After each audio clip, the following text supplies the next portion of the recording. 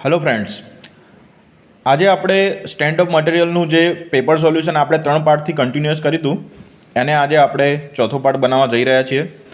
તમારો સારો એવો રિસ્પોન્સ મળ્યો છે। તમે હજુ પણ આપણી ચેનલને સબસ્ક્રાઇબ ના કરી હોય તો સબસ્ક્રાઇબ કરી દેજો। આપણે એસએમ જે છે સ્ટ્રેન્થ ઓફ મટીરિયલ એના 5 પેપર સોલ્યુશન મૂકવાના છીએ।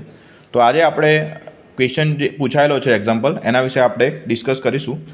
અહીંયા તમને એક્ઝામ્પલ જે છે MS બાર હેવિંગ 16 mm ડાયામીટર, તમને ડાયામીટર આપેલો છે 16 mm। તો અહીંયા આપણે સૌથી પહેલાં ડેટાનું કલેક્શન કરીશું। તો અહીંયા તમને ડાયામીટર જે છે D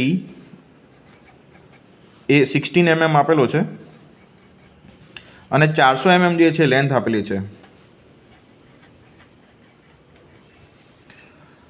is સબ્જેક્ટેડ to a load of 10 kN। તમને લોડ આપેલો છે જે છે 10 kN। હવે આ કિલોન્યુટન જે છે મિત્રો એને આપણે ન્યૂટનમાં કન્વર્ટ કરવાનું છે। તો 10 × 10⁻³ ન્યૂટન આપણે લખીશું। તમારે ફાઇન્ડ આઉટ કરવાનું છે સ્ટ્રેન એનર્જી। શું ફાઇન્ડ આઉટ કરવાનું છે? Strain energy. તો સ્ટ્રેન એનર્જી જેને આપણે યુ વડે બતાવીએ છીએ, સ્મોલ યુ વડે, એ આપણે ફાઇન્ડ આઉટ કરવાની છે। ઓકે, હવે આપણે અહીંયા લોડ જે છે એ બે આપીએ છીએ। પહેલો જે છે ગ્રેજ્યુઅલ લોડ આપીએ છીએ અને બીજો આપીએ છીએ સડન। મીન્સ કે ગ્રેજ્યુઅલ એટલે ક્રમિક લોડ આપીએ છીએ અને સડન લોડ આપીએ છીએ, બરાબર છે। સડન એટલે આપણે કોઈ એકાએક લોડ આપીએ એને આપણે સડન લોડ કહીએ છીએ। તો સૌથી પહેલાં તો મિત્રો શું કરવાનું છે, આની અંદર તમારે સ્ટ્રેન એનર્જી શોધવાની છે। અહીંયા તમારે ટોટલ કેટલા કેસ છે? 2 કેસ છે, બરાબર છે। તો બંને કેસ માટે સૌથી પહેલાં આપણે જે ગ્રેજ્યુઅલ લોડ છે એના માટે આપણે સ્ટ્રેસ ફાઇન્ડ આઉટ કરીશું। તો એના પહેલાં આ જે ડાયામીટર આપ્યો છે એની ઉપરથી આપણે એરિયા ફાઇન્ડ આઉટ કરી દઈએ। તો એરિયા ઇઝ ઇક્વલ ટુ π/4 × 16²। તો અહીંયા ડાયામીટર તમને આપેલો છે અને એની ઉપરથી આપણે એરિયા ફાઇન્ડ આઉટ કરીશું મિત્રો। તો અહીંયા આપણે 16²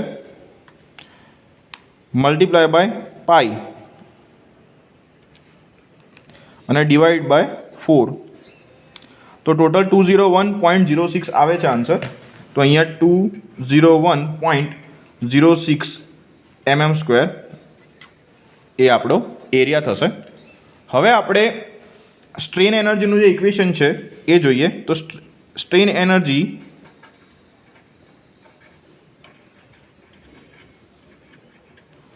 U ઇઝ ઇક્વલ ટુ આપણે લખીએ છીએ σ²/2E × V। તો અહીંયા મિત્રો આપણે V છે એ વોલ્યુમ છે, તો આપણે વોલ્યુમ ફાઇન્ડ આઉટ કરવું હોય તો volume V is equal two area × length. તો અહીંયા એરિયા આપણે ફાઇન્ડ આઉટ કર્યો છે એ છે 201.06 × લેન્થ છે એ લેન્થ આપણી જોડે કેટલી છે? 400। તો આપણે વોલ્યુમ જે છે એ ફાઇન્ડ આઉટ કરી દઈએ। 201.06 તો છે જ આપણી જોડે અને × 400 એટલે આપણને અહીંયા એરિયા જે છે એ મળે છે, વોલ્યુમ જે છે એ મળશે 80424.77 અને અહીંયા વોલ્યુમ છે એટલે આવશે mm²। ઓકે, તો આ પ્રમાણે તમારે એરિયા અને વોલ્યુમ ફાઇન્ડ આઉટ કર્યા પછી સ્ટ્રેન એનર્જીનું ઇક્વેશન શોધવા માટે મેઇન ઇમ્પોર્ટન્ટ છે સિગ્મા। ઓકે, તો અહીંયા સિગ્માના 2 ઇક્વેશન આપણે ધ્યાનમાં લેવાના છે। કયા 2 ઇક્વેશનો ધ્યાનમાં લેવાના છે? If we apply load, if applied load is gradual,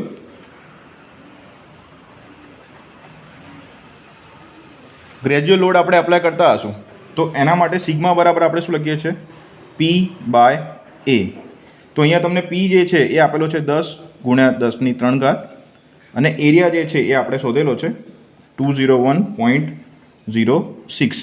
તો આની ઉપરથી સિગ્માની જે વેલ્યુ છે એ આપણે ફાઇન્ડ આઉટ કરીશું મિત્રો। તો સિગ્મા જે છે એની વેલ્યુ આપણે ફાઇન્ડ આઉટ કરીએ। 10,000 ભાગ્યા 201.06 તો તમને 49.73 મળે છે। 49.73 હવે સિગ્મા છે તો યુનિટ શું હશે?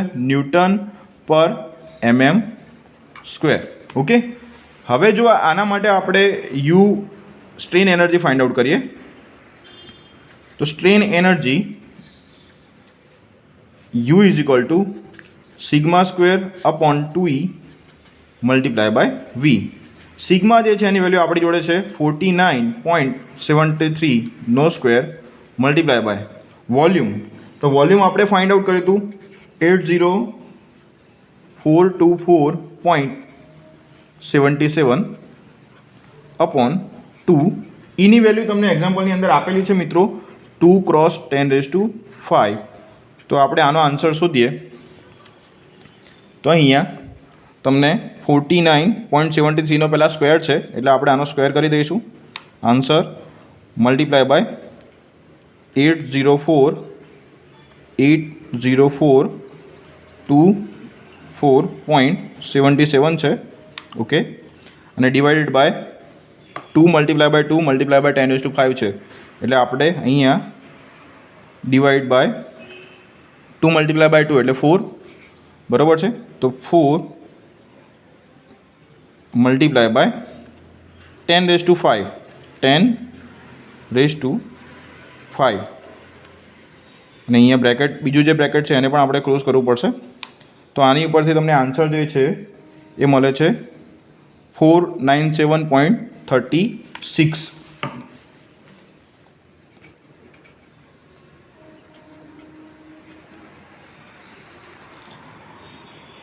ઓકે ફ્રેન્ડ્સ,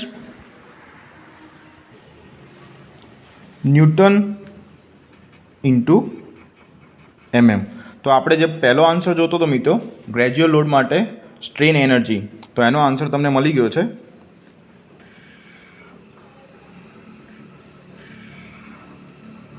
ઓકે, હવે ફ્રેન્ડ્સ આપણે ગ્રેજ્યુઅલ લોડિંગનું કામ પતી ગયું છે. હવે આપણે જોઈશું સડન લોડિંગ માટે. તો સડન લોડિંગ માટે આપણે જે વેલ્યુ છે એ લખીશું આપણે પહેલાં. તો સ્ટ્રેન એનર્જી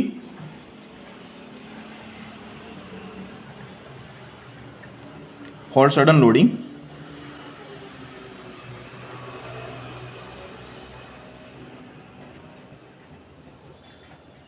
તો મિત્રો સડન લોડિંગ માટે સિગ્મા જે છે એનું ઇક્વેશન છે 2p/a. મીન્સ કે આપણે જે p/a ની વેલ્યુ ફાઇન્ડ આઉટ કરીએ તો એને મલ્ટીપ્લાય બાય 2 કરી દઈશું એટલે તમને ડાયરેક્ટ આન્સર મળી જશે. તો તમને p/a ની વેલ્યુ જે છે એ તમને 49.73 મળતી હતી અને આને આપણે ડબલ કરીશું મિત્રો. તો જોઈએ હવે આપણે ડબલ કરીએ 49.73 મલ્ટીપ્લાય બાય 2 99.46. તો અહીંયા સિગ્મા જે છે એ તમને મળે છે 99.46. ઓકે, હવે આપણે સ્ટ્રેન એનર્જી ફાઇન્ડ આઉટ કરીએ તો sigma square upon 2e multiply by V. સિગ્માની જે વેલ્યુ છે આપણી જોડે છે 99.46 square multiply by volume. Volume આપણી જોડે છે, વોલ્યુમની જે વેલ્યુ છે એ આપણે ઓલરેડી આગળ ફાઇન્ડ આઉટ કરેલી છે 80424.77 80424.77 ડિવાઇડેડ બાય 2 મલ્ટીપ્લાય બાય. હવે ઈની જે વેલ્યુ છે એ આપણી જોડે છે 2 × 10⁵. હવે આની અંદર શું કરવાનું છે આપણે? અહીંયા જો આપણે વેલ્યુની અંદર શું ચેન્જ કર્યો છે તો જે હતું એનું ડબલ કર્યું છે, બરાબર છે. તો આપણે જે યુનો આન્સર હતો આખો આન્સર તમારે ફરીથી ના કરવો હોય તો શું કરવાનું છે? 99.46 છે એમાં આપણે શું કર્યું હતું તો આપણે 49 જે હતા એને મલ્ટીપ્લાય બાય 2 કર્યા હતા, બરાબર છે. તો અહીંયા આપણે આ 49 નો સ્ક્વેર કર્યો, આપણે 49 જે છે એનો સ્ક્વેર થશે અને 2 નો સ્ક્વેર થશે. તો આપણે 49 પ્રમાણે તો આન્સર શોધેલો જ છે. તો અહીંયા શું કરીશું આપણે 2 નો વર્ક કરી દઈશું એટલે અહીંયા 4 જે છે જે બી તમને યુ આગળ મળ્યો છે અને 4 વડે આપણે મલ્ટીપ્લાય કરીશું તો તમને ડાયરેક્ટ જે છે એ આન્સર મળી જશે. તો આગળ તમને જે યુ મળેલો છે એ કેટલો મળે છે તો 497.36 અને મલ્ટીપ્લાય બાય આપણે 4 કરીશું ફ્રેન્ડ્સ તો આપણને ડાયરેક્ટ આન્સર મળશે. આ શોર્ટકટ છે, તમે આખી પ્રોસેસ કરીને પણ શોધી શકો છો, પણ આપણે શોર્ટકટ પ્રમાણે જઈશું જેથી કરીને એક્ઝામની અંદર આપણે સ્પીડમાં કેલ્ક્યુલેશન કરી શકીએ. 4 multiply by 497.36 1989.44 1989.44 newton into mm. તો આ તમને જે આન્સર મળ્યો છે મિત્રો એ આપણે સડન લોડિંગ માટે જે સ્ટ્રેન એનર્જી છે એનો આન્સર મળે છે. તો આ પ્રમાણે તમારે એક્ઝામ્પલ ગણવાનો છે, એકદમ ઇઝી એક્ઝામ્પલ છે. સેકન્ડ એક્ઝામ્પલ આપણે જોઈએ તો સેકન્ડ એક્ઝામ્પલ જે છે એ છે ક્રિપિંગ લોડ માટે, જે જીટીયુની એક્ઝામમાં પૂછાયેલો છે 4 માર્ક્સની અંદર અને એકદમ ઇઝી એક્ઝામ્પલ છે. તો આપણે એના વિશે વાત કરીએ હવે. તો અહીંયા મિત્રો તમને એક સ્ટીલ ટ્યુબ આપેલી છે, એક સ્ટીલની ટ્યુબ આપેલી છે જેનો એક્સટર્નલ ડાયામીટર જે છે એ 30 mm છે અને ઇન્ટરનલ ડાયામીટર જે છે એ તમને 20 mm આપેલો છે. તો સૌથી પહેલાં તો આપણે ડેટા કલેક્ટ કરીશું ફ્રેન્ડ્સ. ડેટા કલેક્ટ કરવા માટે તમને નોટિફિકેશન છે ખબર હોવી જોઈએ. એક્સટર્નલ ડાયામીટર કેટલો છે 30 mm. તો આપણે capital D is equal two લઈશું અહીંયા 30 mm. સ્મોલ d 20 mm જે છે શું છે small d is equal to 20 mm. 3 metre long છે તો L બરાબર તમને આપી છે 3 મીટર લોંગ, બરાબર છે. તો આને mm કન્વર્ટ કરીએ એટલે આવશે 3000 mm. અને કોલમ જે છે એ બંને સાઈડ કેવો છે હિંગ કરેલો છે, તો આપણે એ પણ લખીશું કોલમ ઇઝ હિંગ ઇન બોથ ધ સાઈડ. તમારે શું કરવાનું છે, જે યુલર્સનો ક્રિપિંગ લોડ છે, લોડને આપણે P વડે બતાવીએ છીએ અને યુલર્સનો છે એટલે આપણે PE વડે એને બતાવીશું, એ આપણે શોધવાનો છે. તો અહીંયા તમને PEનું ઇક્વેશન છે એ આપણને ખબર છે, પણ PEનું ઇક્વેશન જે છે એ મૂકતા પહેલાં આપણે અહીંયા મોમેન્ટ ઓફ ઇનર્શિયા I શોધવો પડશે. તો અહીંયા આપણો સેક્શન જે છે એ તમને કીધું છે કે સ્ટીલ ટ્યુબ કેવી છે, હોલો છે, અને હોલો માટે મોમેન્ટ ઓફ ઇનર્શિયા જે છે એની વેલ્યુ આપણે લખીએ છીએ π/64 capital D⁴ minus small d⁴. તો π/64 કેપિટલ D છે એની વેલ્યુ આપણે લખીશું અહીંયા 30⁴ માઇનસ સ્મોલ d છે એની વેલ્યુ લખીશું આપણે 20⁴. ઓકે, તો આની ઉપરથી આપણે આઈની કેલ્ક્યુલેશન કરીશું. તો આપણે કેલ્ક્યુલેટરની અંદર જોઈએ કેટલો આન્સર આવે છે. તો સૌથી પહેલાં તમારે શું કરવાનું છે, આ 30⁴ માઇનસ 20⁴ છે એ કરવાની છે. તો જો અહીંયા આગળ કૌંસમાં અહીંયા બીજો કૌંસ કરવાનો 30⁴ કૌંસ પૂરો કરી દેવાનો માઇનસ કેટલું છે 20⁴ છે ને, તો 20⁴ કૌંસ પૂરો કરી દેવાનો. ઓકે, મલ્ટીપ્લાય બાય પાઈ. તો શિફ્ટ સાથે અહીંયા પાઈ દબાવશો અને ઓકે આપશો, ડિવાઇડેડ બાય 64. તો અહીંયા તમને જે આન્સર મળે છે એ 31906.80 મળે છે. તો આન્સર અહીંયા મળે છે આપણને 31906.80. હવે આ આઈ છે તો આઈનો એકમ તમને ખબર છે, આઈ એટલે શું થાય મોમેન્ટ ઓફ ઇનર્શિયા, અને એનો એકમ છે mm⁴.